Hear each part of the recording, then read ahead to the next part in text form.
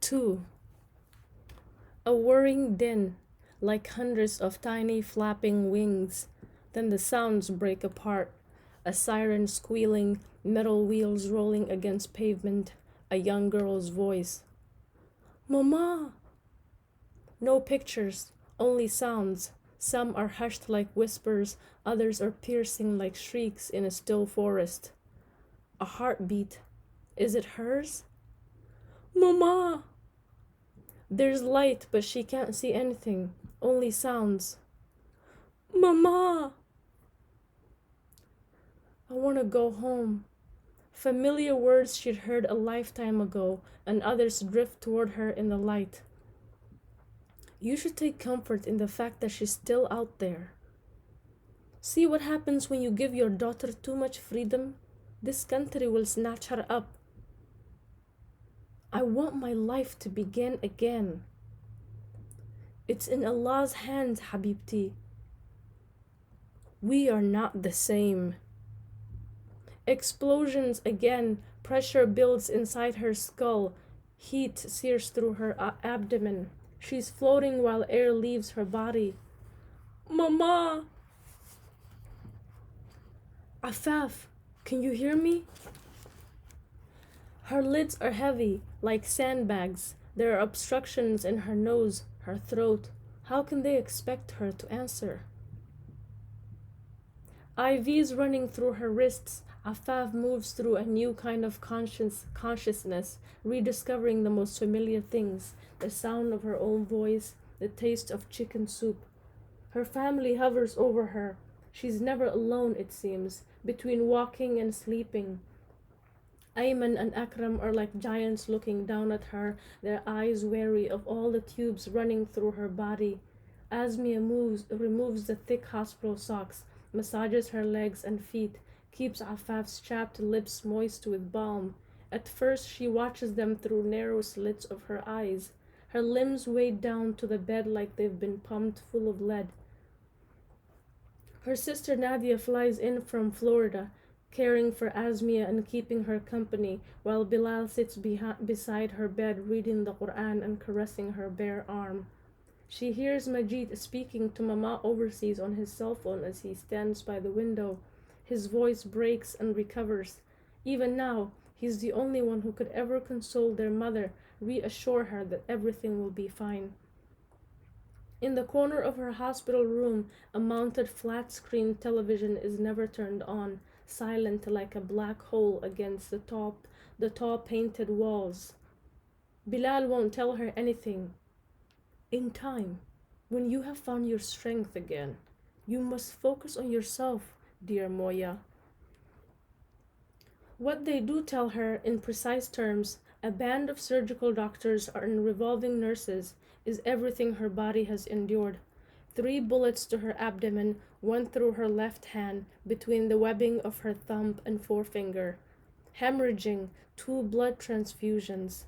She slowly observes their terminology like the drip of an IV, primary and secondary fragmentation. She learns the latter is worse. It's very difficult to predict what complications might arise from damaged organs. Only time will tell, one of the doctors tells her. Fortunately, your liver and colon are fine. Alhamdulillah, Bilal breathes. But what she wants to know they won't tell her. Have they saved the others, her girls, those who had tried to escape in the music room as she listened to their screams above her? Are their young lungs and hearts still whole and untainted, free of the vicious fragments of bullets? And Miss Camelia, the music teacher? Kokab, her dearest friend, visits her every day, and Afaf finally whittles down the woman's resolve. Kokab offers her small pieces of the aftermath, feeding her bitterness like bites from a sour plum. And still Afaf demands more. How many? 14 girls and Miss Camelia. Allah yarhamuk. Kokab sniffles into a tissue paper. Afaf imagines the other girls crawling out from under the cafeteria tables, others bursting from washroom stalls and from behind gymnasium bleachers. They find their sobbing parents waiting anxiously on the curb. The parents sweep their daughters up in their arms and never let go. And she sees the other parents waiting and waiting, praying that God has spared their children, that they'd get to hold them again and forever. But their daughters never emerge from the building. Fathers and mothers cling to each other as the gurneys roll out of the exit doors, one after another, carrying bodies wrapped in plastic bags. And the shooter? Afaf wants to ask, but she can't bring herself to say it. She'll find out later from the relentless news reports that the shooter tried to kill himself when the SWAT team closed in. It's Allah's will, Kokab is saying, breaking Afaf's reverie. May He have mercy on us all. Afaf vaguely nods, her bandaged hand suddenly throbbing, in need of something to clench, of something to never let go of.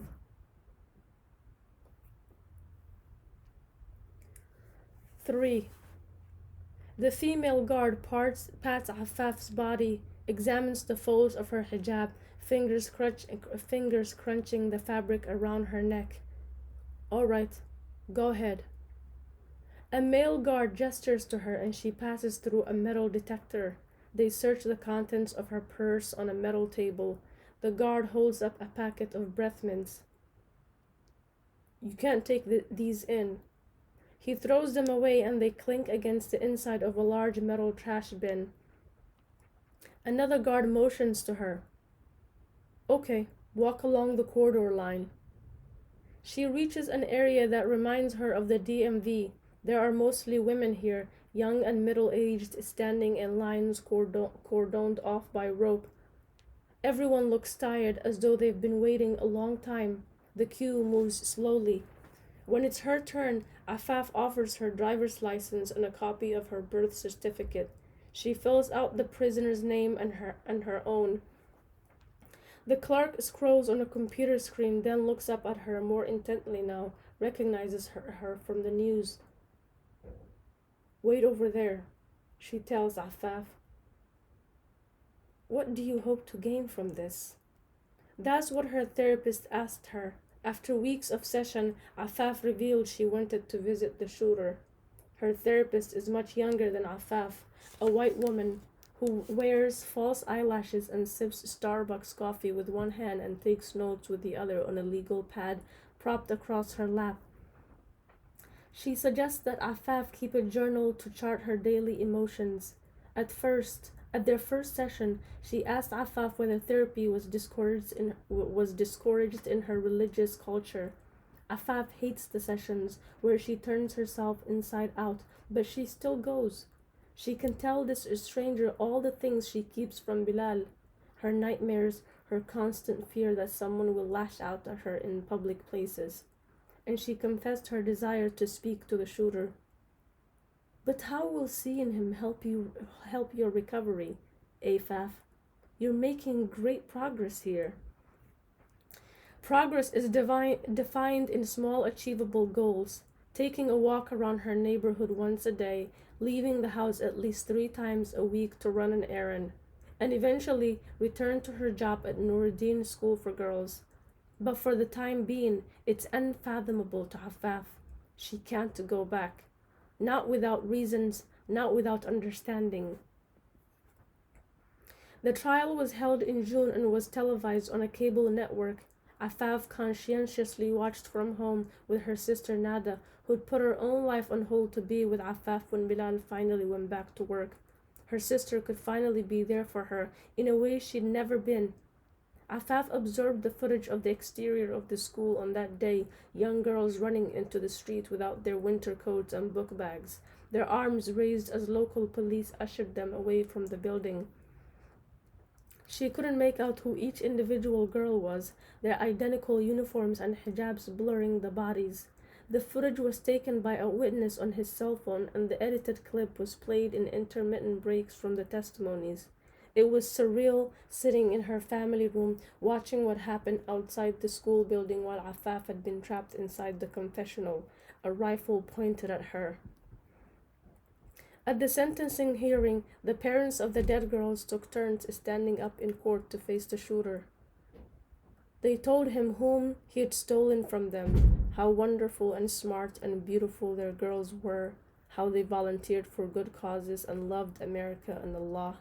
Victim impact statements. You tell the killer how he's forever turned your life upside down. Miss Camelia's brother tried to speak and broke down, her parents sobbing in the aisle behind him. I need to know why, Afaf told her therapist. I don't think we'll ever understand. No, he has to tell me why. The defense attorney fought down first-grade murder, painting a picture for the jury of a lonely, disgruntled, middle-aged man who'd gotten caught in a cyber web of hatred. The prosecution strenuously enforced the term hate crime, though the defense categorically objected. In the end, the jury, made up of 8 white men and women, 3 black women, and 1 Hispanic man, deliberated for 20 hours. The verdict of second-degree murder and attempted second-degree murder fueled the ire of civil rights activists for days afterwards. Afaf has recovered from her wounds. Though her hand suffered the least damage, a ghost pain twitches between her thumb and forefinger. The stitches have left a tiny row of scar tissue like broken train tracks. Afaf unconsciously rubs the scar when she watches the news. Her insides have silently healed. She doesn't feel any residual pain, takes pills only to ease her anxiety and depression, to slacken the rope lashed around her brain. Nothing helps her sleep at night. She refuses even a mild sedative, afraid her nightmares will bloom into something much worse, like the events of that day. In her nightmares, she watches from a distance, screams and gunfire coming to her as muffled noise down a long corridor.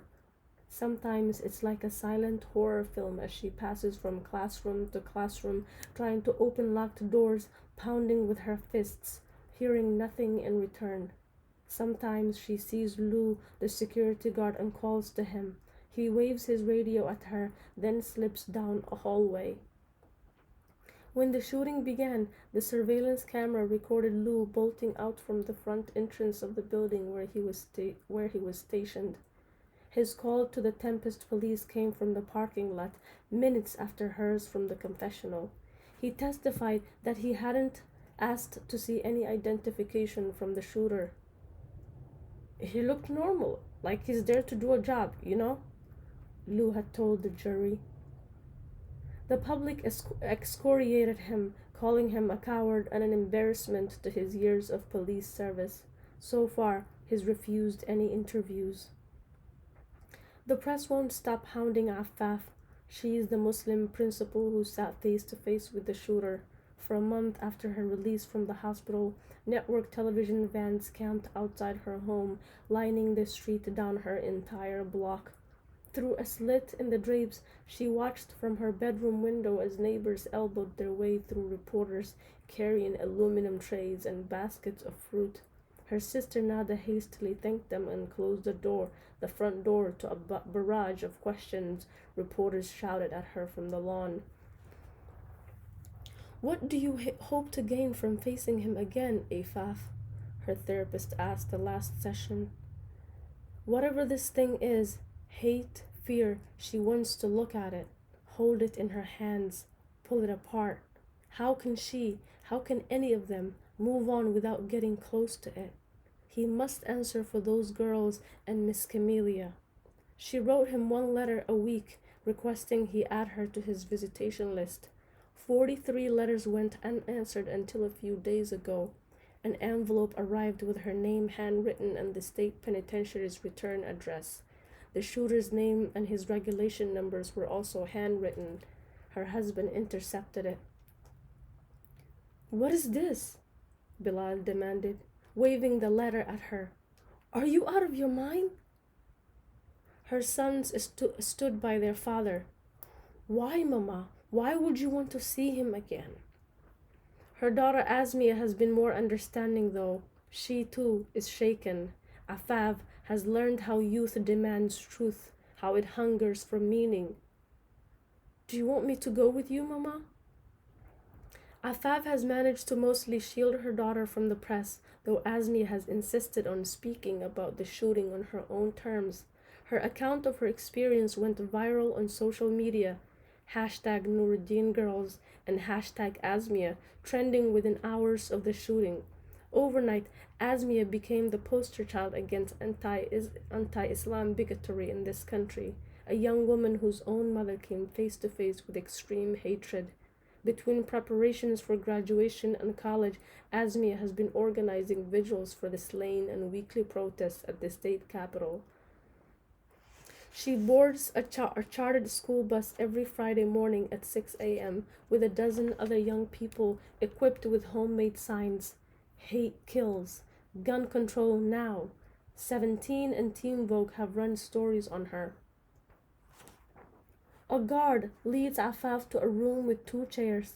The space is divided like a polling station. She'll be seeing him through a window with tiny holes.